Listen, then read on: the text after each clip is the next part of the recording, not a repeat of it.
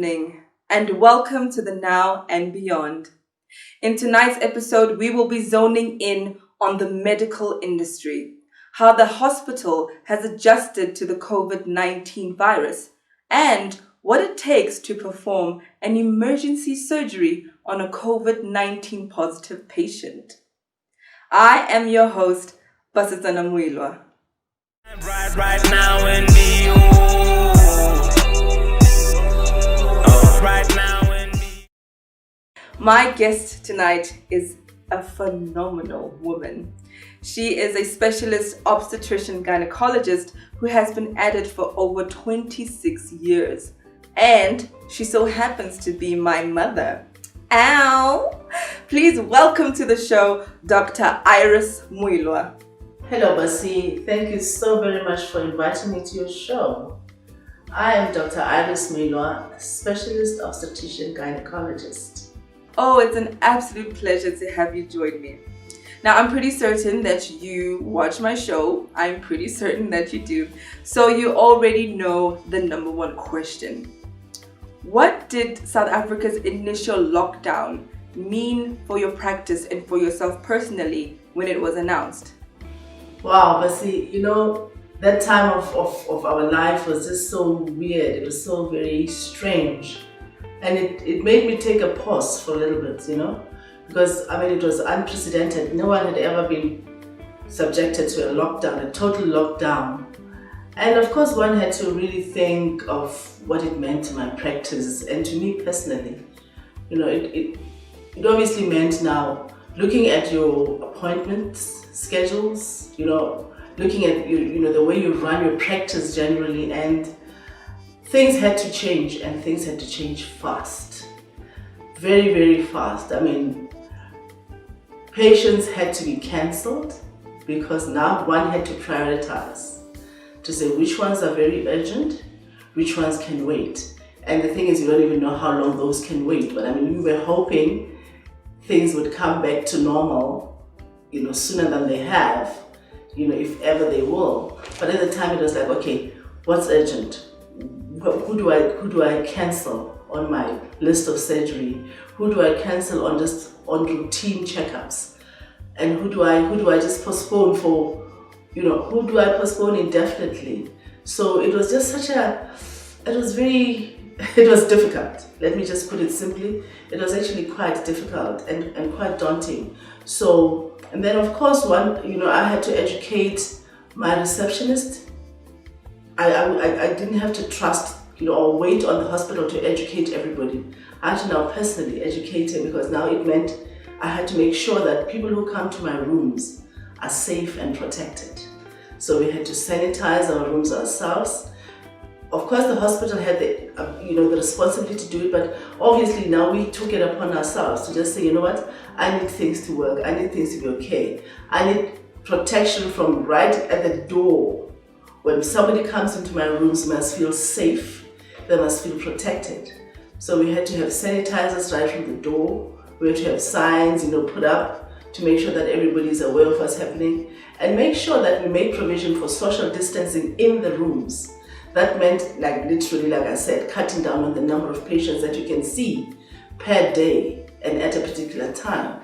In the past, we'd have rooms full of people, even sometimes, waiting on the corridors just to be able to see you, because it was full inside.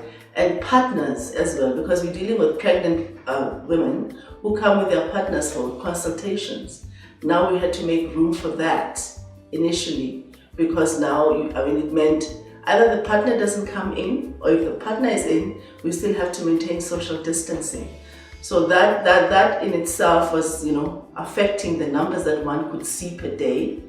And of course, indirectly it affects the income. It impacts the income very drastically. So and of course, my safety as well, my safety towards myself and towards my patients and towards my family living here, going home. So it was a whole thing, it was very new, but it had to be done. Oh, yes. definitely strange time. And I mean, the fact that you had to make the decision on who you should cut from your list of patients must have been so frustrating and so shocking, right? I like the fact also that you took the initiative to educate your own staff. Yes, the hospital does it, but you took the initiative to educate them so that all areas are covered to ensure safety for your patients and safety for yourself. Well done, Dr. Iris. So obviously you are considered to be a frontline worker because, I mean, you're a doctor, you work in a hospital, you have a private practice. I want to know, how have you been able to deal with the responsibility and pressures that come with that very title? Wow, but see, that's a huge title under the circumstances. Because I mean, you're out there, you're in like you're put in a war zone, so to speak, and honestly, you really don't know which way this is going. So you are literally like, you are in a war zone. So you have to keep your cool, be informed, know exactly what you're doing, and really keep your cool and be prayed up, because that's what really has kept me going, because it's a very difficult situation, and one is as strong as their weakest link in a situation like this. So you had to make sure that whatever you do it to the T. You follow all the rules to the T, just to make sure that you don't become that weak link in the whole stream of things. So that's really what it has been for me, and really keeping my cool, keeping my head together. That's what it's been about. I definitely agree with that. You have to keep your cool, because if the doctor's panicking, then what must happen to the patient? If we're all panicking, then chaos, right? And I like the fact that you acknowledge that you actually have to be prayed up, because prayer works. Hallelujah, praise Jesus. And that you always have to remain calm and follow the rules to the T. That is important, because in the hospital, you cannot make mistakes. You cannot be, as you said, the weakest link. It's like a domino effect. Once you have a weak link, then everything just falls apart. In the news recently, it was said that more hospital beds are needed. Do you think perhaps, just perhaps, it has something to do with the regulations that came with lockdown level 3? Oh, but you really don't want to get me started on that one. I mean, honestly, when they said level 3, I said, okay, I understood really based on the economic side of things, because people needed to eat. People were starting to be restless, and the economy was really suffering. However, what I think was the biggest error of judgment was to put a lift on the ban on alcohol. Because honestly, alcohol consumption leads to so many things that are overstretching the health system.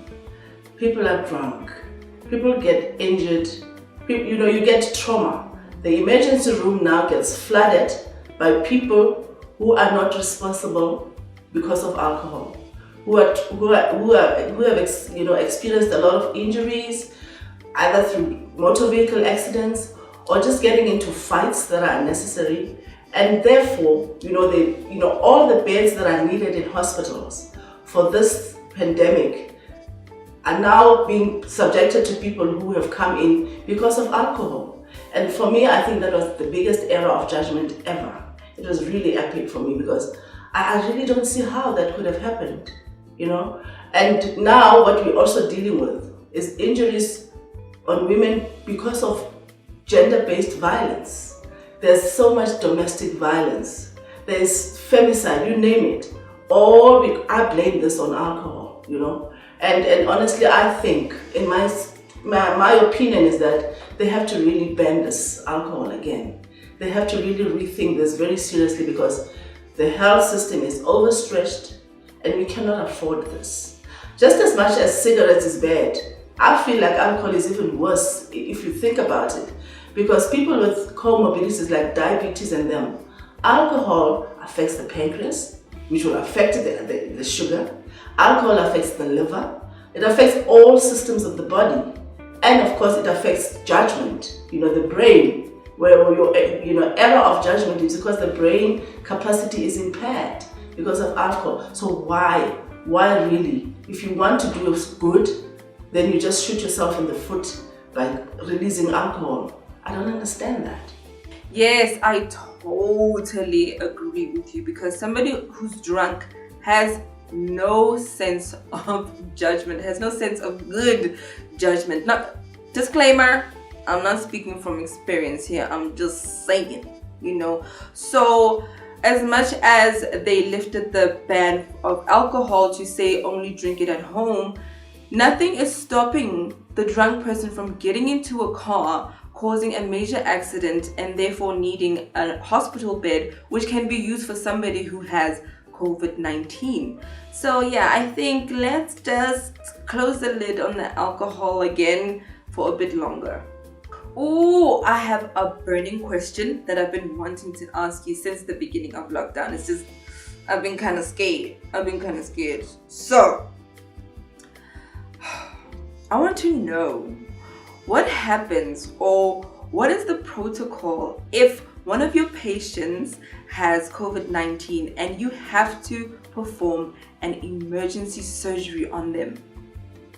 Well, look, if a patient has tested positive for COVID-19 and needs an emergency operation, obviously everybody has to know that there's such a thing going to happen at whatever time. So you make a booking in time, because it takes time to prepare the operating room for a COVID-19 patient, a COVID-19 positive patient.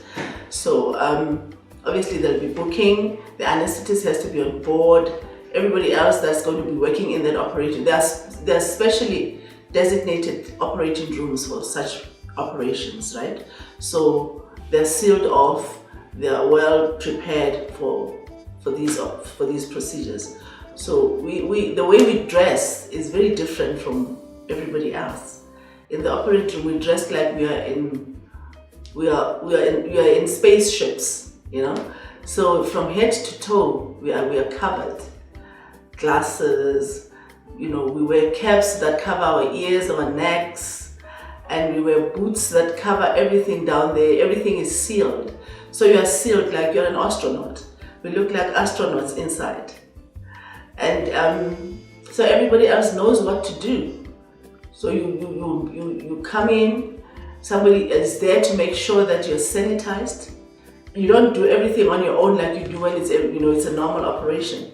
There's someone standing there to make sure that you dress properly, they tie you up properly, they cover you up properly.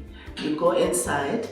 You don't even have anything on you like your cell phone and everything. You leave them in the change room, in the cupboards.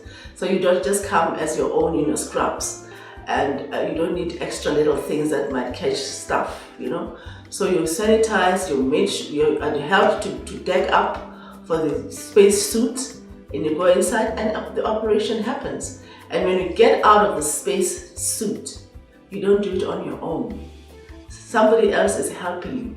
Actually, two people that are helping you. One is helping you get out of it, and the other one is making sure every layer that you take off, you sanitize. Every layer that you take off, you sanitize until everything is off. And then you get out of the operating room just in your scrubs to go change now into your normal clothes in another place, a different place altogether from the operating room. So it's actually quite it's meticulously done, just to make sure that the virus doesn't spread out of the operating room out into the corridor. And of course the patient as well is also very covered up, just to make sure that everybody else is protected and the patient doesn't spread anything else around. So it's quite seamless. I'm impressed. But it must be so cool gearing up from head to toe in the space suit. People are helping you put it on. Everything is covered. And you must also feel confident that nothing will happen to you because of the attention to detail. I'm actually very, very, very impressed. Moving forward, Dr. Iris, what do you think the Department of Health can do for hospitals in order to make daily operations seamless? My take on that is that the Department of Health should really invest in, like serious education about this, making sure that there are no weak links, because one is as strong as their weakest link, and also supply of, proper PPEs, adequate and proper PPEs, because there's no point in trying to keep people safe, put them in an environment like as a hospital, as frontline workers, and you don't have enough PPEs. You keep saying there's a shortage, but look, at the end of the day, those things are needed. So they just have to make it happen. Otherwise, like they were saying, understandably so, the lockdowns were because of, trying to buy time to be able to build more facilities, to be able to get all these other things that are needed. In other words, to be prepared, to be better prepared, because when it happens, nobody was prepared. So I think at this point now, there should not be any excuse to say now we are not prepared, we don't have this or that. Everything has to be there as and when it is needed. That's my take on this whole thing. And of course, there must be no weak links, because otherwise, as we've seen before, hospitals have been shut down because of weak links in the system. People were not properly protected, people were not properly educated. So people right from the entrance of the hospital, from security guards to hospital cleaner, to people who are cooking in the kitchens, to everybody that's looking after patients, to everybody that's making hospitals run. They have to be well equipped educationally and with PPEs. So that's my take on this whole thing. Yes. I mean, the government has had enough time to make sure that there aren't any shortages and that people are fully educated on the matter, because if there are shortages and if nobody knows what's going on and they're not educated, then that leaves a hole, that leaves a gap for the COVID-19 virus to spread, and we do not want that. In closing, doctor, what advice do you have for families that have a frontline worker as a part of them? Because truly on the other side, it's quite tough, because I remember when you had to go on the first day as a frontline worker, it literally feels like you're sending your loved one to war.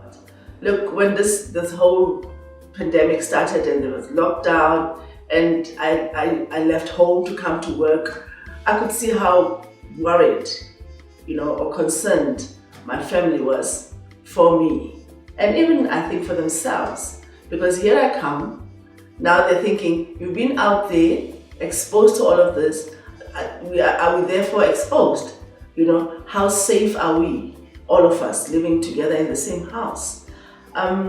So my advice would be, for all of us to keep our cool and trust that me as the frontline worker going out there, I know what it is that I have to do to keep my family safe.